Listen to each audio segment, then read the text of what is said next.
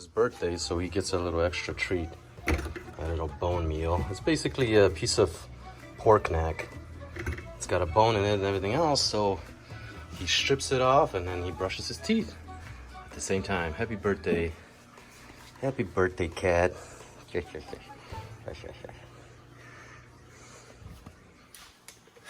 What's up, my friends? Welcome back to Bearski Method and another episode of what I call a little bit of a blogging. I don't know.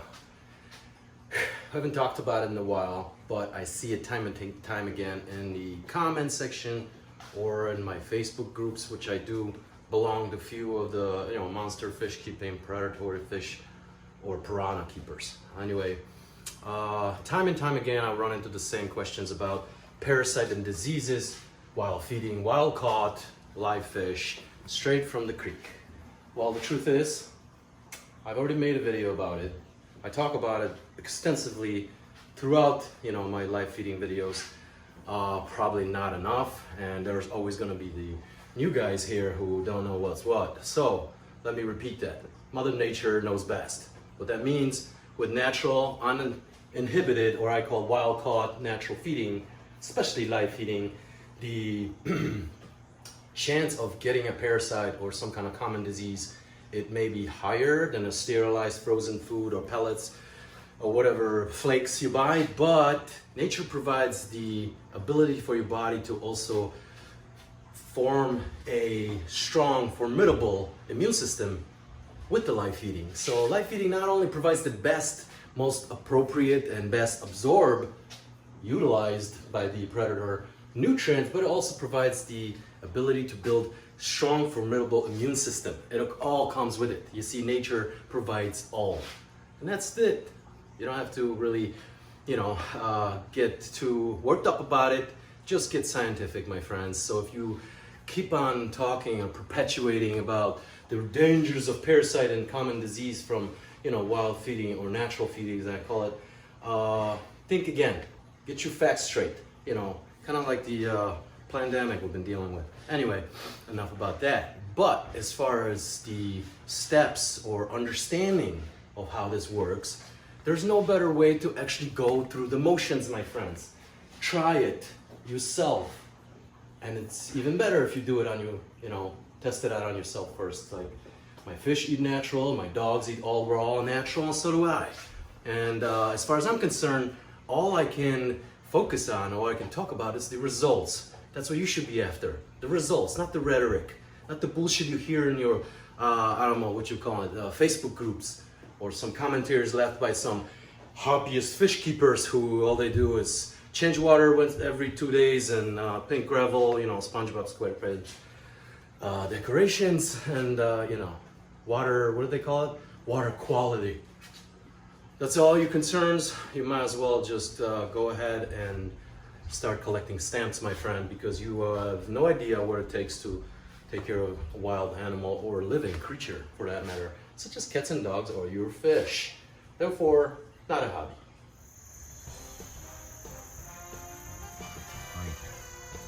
It's a bra.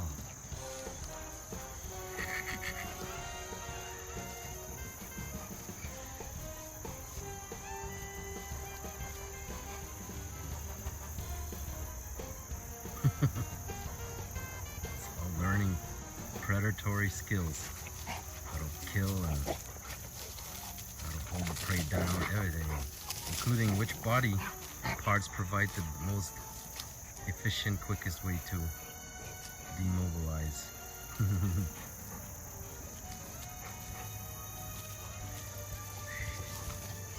Go to wrestling.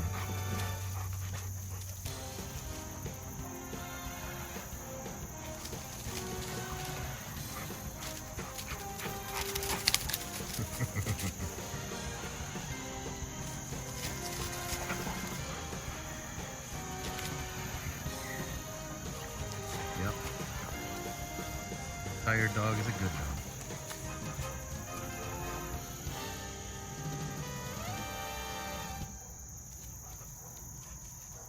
Anyway, I have my companions with me. Yep. Here's Wobbles the cat, who often brings us some shroods and mice and other natural things that end up in the fish tank. You can check out the videos if you don't believe me. I mean, like I said, proof is in the pudding. Results, my friends, not just jibber jabber. And as far as the piranhas, I mean, take a look. Healthy, beautiful, vibrant specimens who enjoy their life. Even the rescues who came from, as far as I'm concerned, very inhospitable prison-like environment now flourish, exhibiting all their natural behavior, including hunting. Hunting, which is a very big part of their life.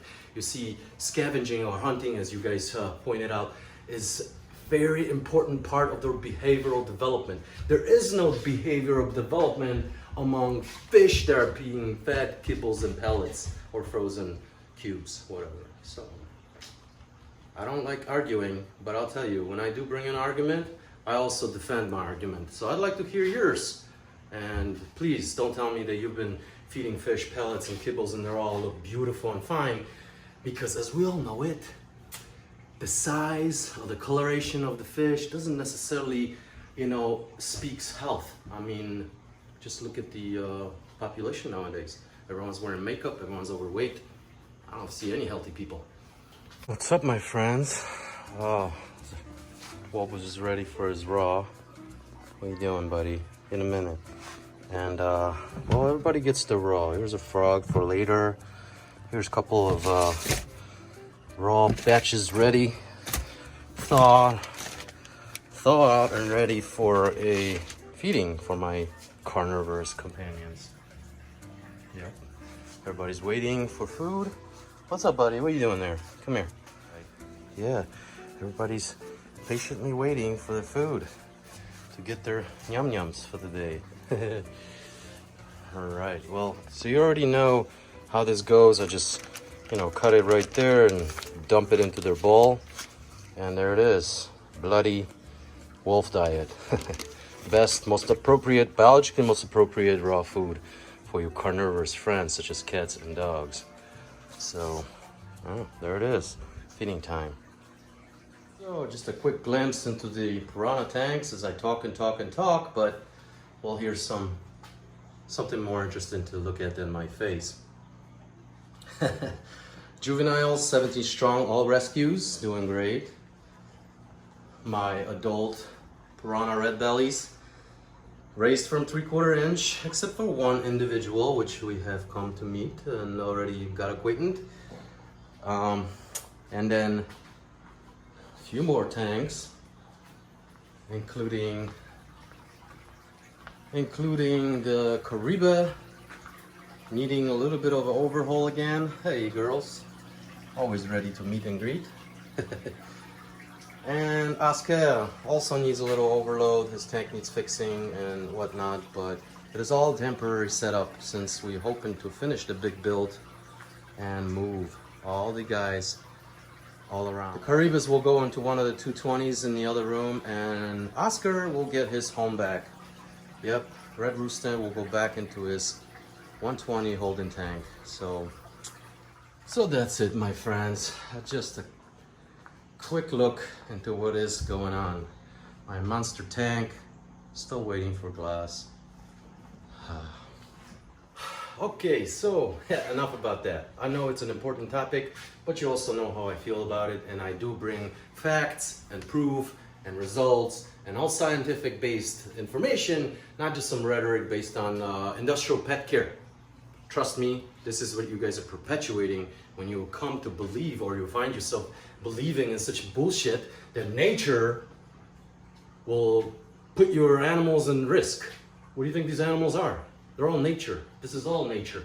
Whether this is in a glass box or outside, it's still nature.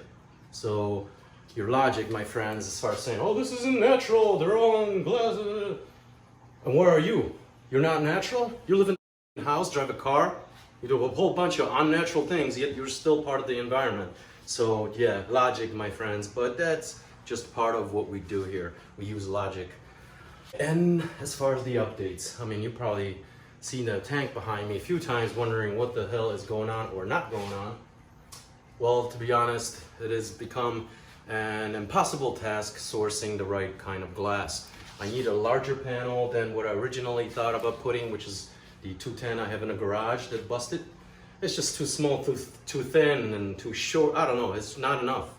So I need to get a bigger piece of glass. As a matter of fact, a 75 by 36 by 3/4 inch is the larger sheet, and then a couple of 25 by 36, same thickness, to finish off the sides. Can't get any, can't even get on a line, to on a waiting list or anything, because there's simply shortages of glass due to unforeseen circumstances. Protests. Yeah. Anyway, so this is the updates, my friends. I talk about, all these random things which are actually quite relevant, and I do draw a lot of the inspiration from you guys, so I really appreciate you leaving the commentaries. Sometimes they are controversial, and yourself will simply have questions that come up, and I do too, and I learn from you guys. Even the questions that you ask, I have a chance to prepare to answer, and then learn or find out a little bit more about the topic myself. So you see, this is all very, very helpful, productive, and not to mention, kind of a friendly place to be. Bearski Method is a channel where we talk about natural order. While whether that hurts your feelings or you happen to disagree, it's okay. Just, you can click away and go watch some Disney stuff, or stick around, listen, learn, ask the questions. Who knows? We all can learn something every day. Never ending process, my friends. So for those of you that are new here, my name is Marek. Everyone calls me Bear or Bearski, and that's the name for the channel. I am a native Polish, grew up in Europe, and then I moved out here, moving about the country here and there. Point is, I have actually had the chance to see, meet, and experience life of many different cultures, different languages, and that simply gave me, let's just say, gave me some abilities, better prepared me for, life ahead. Now, since we're living in such a very uncertain times where the people in the country seems to be so divided, I simply urge you to find common ground. And there is nothing more uniting like realizing the fact that we are all part of this planet. We affect it, we live here, we share it, and we ought to get along. And if we don't, we're gonna destroy this place like every virus destroyed its host, and that'll be the end. So you decide, my friends. Come join us, enjoy the positive, positive energy, or just dwell on all the nonsense out there and try to keep dividing yourself, and sooner or later you'll find out your life passed by while you were worrying, stressed out, and scared to be alive. Till next time, my friends.